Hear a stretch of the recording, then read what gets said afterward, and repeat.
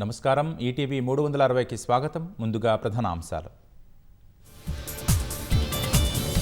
నదీ జలాల హక్కులపై రాజీ పడబోమన్న సీఎం రేవంత్ రెడ్డి.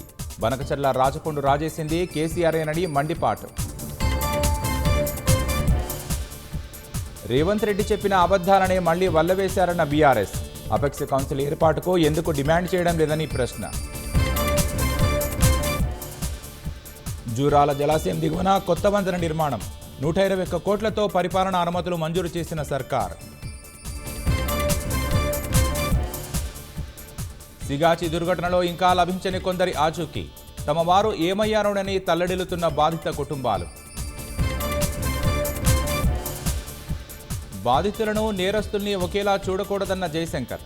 ఉగ్రవాదాన్ని ఎట్టి పరిస్థితుల్లో ఉపేక్షించొద్దని క్వాడ్ నేతలకు సూచన. వీసా నిబంధనలను కఠినతరం చేసేందుకు బ్రిటన్ చర్యలు. భారతీయులపై ప్రభావం చూపే అవకాశం. బిగ్ బ్యూటిఫుల్ బిల్లుకు అమెరికా సెనేట్ ఆమోదం. ఉపాధ్యక్షుడు వ్యాన్స్ ఓటుతో గట్టెక్కిన ట్రంప్ సర్కారు. భారత్ ఇంగ్లాండ్ మధ్య నేటి నుంచి రెండో టెస్టు. ఎడ్జిబాస్టన్లో చరిత్ర సృష్టించాలనే పట్టుదలతో గిల్ సేన.